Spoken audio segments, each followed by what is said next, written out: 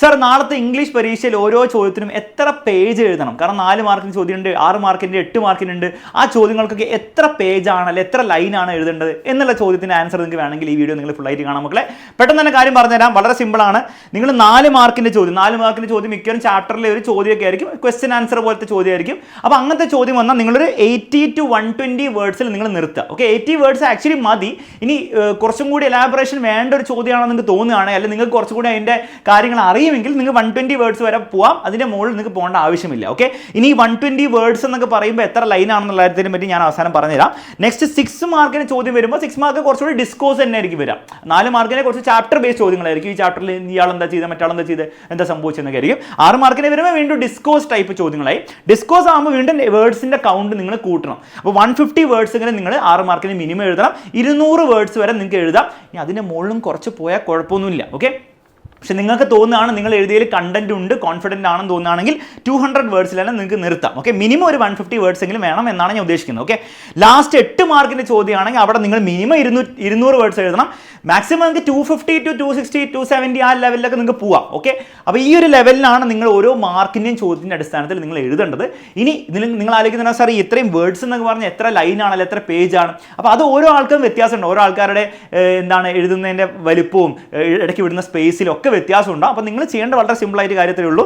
നിങ്ങൾ ഒന്നെങ്കിൽ നിങ്ങൾക്ക് പരീക്ഷയിൽ എഴുതുമ്പോൾ തന്നെ ഫസ്റ്റ് ആൻസർ നിങ്ങൾ 4 മാർക്കിന് എഴുതുമ്പോൾ തന്നെ നിങ്ങളൊരു ലൈൻ എഴുതുമല്ലോ പേപ്പറിൽ. ആ ലൈൻ എഴുതുമ്പോൾ ജസ്റ്റ് ആ ഒരു ലൈനിൻ്റെ മാത്രം നിങ്ങൾ എന്ത് ചെയ്യുക, വേർഡ്സ് ഒന്ന് എണ്ണി നോക്കുക. ആ ഒറ്റ ലൈൻ എണ്ണിയാൽ മതി. അപ്പോൾ നിങ്ങൾക്ക് മനസ്സിലായി നിങ്ങളുടെ ഒരു ലൈനിൽ ആവറേജ് എത്ര വേർഡ്സ് വരുന്നത് ഏതാണ്ട് ഒരു ഐഡിയ കിട്ടും. അപ്പോൾ ഫോർ എക്സാമ്പിൾ നിങ്ങളുടെ ലൈനിൽ ഒരു 10 വേർഡ്സ് ആണ് ഒരു ലൈനിൽ വരുന്നത്. ഞാൻ ജസ്റ്റ് എക്സാമ്പിൾ പറയുകയാണ്. അങ്ങനെയാണെങ്കിൽ നിങ്ങൾ 10 ലൈൻ എഴുതുമ്പോൾ 100 വേർഡ്സ് ആവും. നിങ്ങൾ 20 ലൈൻ എഴുതുമ്പോൾ 200 വേർഡ്സ് ആവുള്ളൂ. ഓക്കെ, ആ ഒരു കണക്ക് നിങ്ങൾ തന്നെ ഉണ്ടാക്കുക. അതൊരു ആവറേജ് കണക്ക് മതി. എക്സാക്ട്ലി എത്ര വേർഡ്സ് ഉണ്ടെന്ന് ആരും എണ്ണി നോക്കാൻ പോകുന്നില്ല. ഒരു ആവറേജ് കണക്ക് നിങ്ങൾ ഉണ്ടാക്കിയതിന് ശേഷം നിങ്ങൾ എന്ത് ചെയ്യാൻ കൊണ്ട് എഴുതി തുടങ്ങുക. നാളത്തെ പരീക്ഷയിൽ തന്നെ ചെയ്താൽ മതി. ആദ്യത്തെ 4 മാർക്ക് ചോദ്യത്തിൽ തന്നെ നിങ്ങളത് കണ്ടുപിടിക്കുക. പിന്നെ ബാക്കിയുള്ളത് വളരെ എളുപ്പമായിരിക്കും. അപ്പോൾ ഇത്രയും കാര്യങ്ങളാണ് നിങ്ങൾ ശ്രദ്ധിക്കേണ്ടത്. പിന്നെ മക്കളെ ഓർക്കണം, ഇതൊക്കെ ഈ ഡിസ്കോസ് ചോദ്യങ്ങളൊക്കെ എങ്ങനെ ഉത്തരം കൊടുക്കും ഇതൊക്കെ പഠിക്കണ്ടേ. അപ്പോൾ പഠിപ്പിക്കാൻ വേണ്ടി ഞാനും വരുന്നുണ്ട് മക്കളെ. ഇന്ന് വൈകുന്നേരം കൃത്യം 7:00 നിങ്ങളെല്ലാവരും നമ്മുടെ ലൈവിൽ കൃത്യമായിട്ട് വന്ന് പങ്കെടുക്കണം. കംപ്ലീറ്റ് ഗ്രാമറും കംപ്ലീറ്റ് ഡിസ്കോസും ഇന്ന് രാത്രിത്തെ ലൈവിൽ നമ്മൾ തീർക്കുന്നതായിരിക്കും. അതുകൂടാതെ നാളെ രാവിലെ നിങ്ങൾക്ക് മോർണിംഗ് ബൂസ്റ്ററിൽ എക്സ്ട്രാ ചോദ്യങ്ങളും ഒരു എക്സ്ട്രാ റിവിഷനും കൂടെ കിട്ടുന്നതോടെ ഒരു ബുദ്ധിമുട്ടും നിങ്ങൾ ഇംഗ്ലീഷിൽ ഫേസ് ചെയ്യാൻ പോകുന്നില്ല. ഈ 6 മാർക്കിൻ്റെ ആയിക്കോട്ടെ, 8 മാർക്കിൻ്റെ ആയിക്കോട്ടെ, 4 മാർക്കിൻ്റെ ആയിക്കോട്ടെ, എന്ത് ചോദിച്ചാലും നിങ്ങൾക്ക് ഉത്തരം കൊടുക്കാൻ പറ്റും. അപ്പോൾ എല്ലാവരും ലൈവിൽ വരണം. ഇനി 2 ഇമ്പോർട്ടൻറ്റ് കാര്യങ്ങൾ നിങ്ങൾ ശ്രദ്ധിക്കേണ്ടത് മക്കളെ. ഫോർ എക്സാമ്പിൾ ഇങ്ങനെ ചോദ്യങ്ങളൊക്കെ വരും, 1 മാർക്കിൻ്റെ ചോദ്യങ്ങളൊക്കെ ആയിരിക്കും. Name the poet. ഇപ്പോൾ പോയൊക്കെ തരും, name the poet and the poem and the poet എന്ന് പറയും. അപ്പോൾ പലരും ഇങ്ങനെ ചെയ്യുക, ആ പോയത്തിൻ്റെ പേരും കൂടി എഴുതി വെക്കും, എന്നിട്ട് പോയറ്റിൻ്റെ പേര് എഴുതി വെക്കും. അങ്ങനെ ചെയ്യരുത്. അങ്ങനെ ചെയ്തുകൊണ്ട് മാർക്ക് പോകില്ല എന്നല്ല. നിങ്ങൾ എന്ത് ചെയ്യുക, അതിനൊരു ഫോർമാറ്റ് ഉണ്ട്. വളരെ സിമ്പിളാണ് format. Name the poem and the poet. The name of the poem is എന്ന് പറഞ്ഞ് പോയത്തിൻ്റെ പേര്. The name of the poet അല്ലെ ദ പോയറ്റ് ഇസ് എന്ന് പറഞ്ഞിട്ട് ആ പോയറ്റിൻ്റെ പേര് എഴുതുക. ഇതാണ് അതിൻ്റെ ഒരു രീതി. എന്തിനാ സാർ ഇങ്ങനെ എഴുതുന്നത്? ഇങ്ങനെ എഴുതി എക്സ്ട്രാ മാർക്ക് കിട്ടും? എക്സ്ട്രാ മാർക്ക് ഒന്നും കിട്ടില്ല. 1 മാർക്കിന് ചോദ്യം 1 മാർക്ക് കിട്ടുള്ളൂ. പക്ഷേ ടീച്ചർ നിങ്ങളെ പറ്റി ഒരു ഇംപ്രഷൻ ഉണ്ടാവും. നിങ്ങൾ കുറച്ച് പ്രിപ്പയർ ഒക്കെ ചെയ്ത് നിങ്ങൾ ഈ പരീക്ഷനെ സീരിയസ് ആയിട്ടാണ് കാണുന്നതെന്ന് ഒരു ഇംപ്രഷൻ ഉണ്ടാവും. ആ ഇംപ്രഷൻ ഈ ചോദ്യത്തിന് നിങ്ങൾ ഉണ്ടാക്കിയാൽ, ഈ ഫസ്റ്റത്തെ സെറ്റ് ഓഫ് ചോദ്യങ്ങൾക്ക് തന്നെ നിങ്ങൾ ഉണ്ടാക്കിയാൽ, പിന്നീട് നിങ്ങൾ റൈറ്റിംഗ് സെക്ഷനിൽ നിങ്ങൾ അത്ര അടിപൊളിയായിട്ട് ചെയ്തില്ലെങ്കിലും ടീച്ചറിന് ഒരു ഇംപ്രഷൻ ഉണ്ട്, നിങ്ങൾ അത്യാവശ്യം പഠിച്ചു വന്നതാണ്, നിങ്ങൾ പരീക്ഷനെ സീരിയസ് ആയിട്ടാണ് കാണുന്നത്.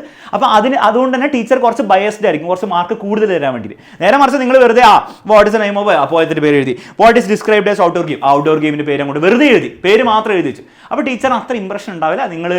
പിന്നീട് നിങ്ങൾ മിസ്റ്റേക്സ് ഒക്കെ ഉണ്ടാക്കുമ്പോൾ അല്ല റൈറ്റിംഗ് അത്രത്തോളം റൈറ്റിംഗ് അത്ര പോരാന്ന് തോന്നുകയാണെങ്കിൽ ടീച്ചർ മാർക്ക് കുറയ്ക്കാൻ വേണ്ടി ടീച്ചർ മടി ഉണ്ടാവില്ല. ഓക്കെ, അപ്പോൾ what is described as an outdoor game എന്ന് പറയുമ്പോൾ എഴുതി വെക്കുക, the outdoor game described in this poem is എന്ന് പറഞ്ഞിട്ട് കൊടുക്കുക. Why does the poet say that there is no need for, the poet says that there is no need for a wall because എന്ന് പറഞ്ഞ reason ഉണ്ട്. അപ്പോൾ അതാണ് അതിൻ്റെ ഒരു രീതി. ഒന്നുമില്ല, ഒരു ഫുൾ സെന്റൻസ് ആക്കിയാൽ മതി. Pick out the figures of speech in the last 2 lines. അപ്പോൾ the figures of speech used in the last 2 lines are എന്നിട്ട് പറഞ്ഞ് എഴുതി വെക്കുക. അപ്പോൾ ഈ ഒരു ഫോർമാറ്റും കൂടെ നിങ്ങൾ ഫോളോ ചെയ്താൽ സൂപ്പർ ആയിരിക്കും. ഓക്കെ, അപ്പോൾ നിങ്ങളുടെ ചോദ്യത്തിന് ഉത്തരം കിട്ടിയെന്ന് വിചാരിക്കുന്നു. അപ്പോൾ അടിപൊളിയായിട്ട് പരീക്ഷ എഴുതുക. പരീക്ഷ അടിപൊളിയായിട്ട് എഴുതണമെങ്കിൽ വൈകുന്നേരത്തെ ലൈവിൽ എല്ലാവരും കയറി വരണം. കൃത്യം 7:30 full grammar and full discourse നമ്മൾ ചർച്ച ചെയ്യുന്നതായിരിക്കും. Bye bye, take care. വൈകുന്നേരം ലൈവിൽ കാണാം.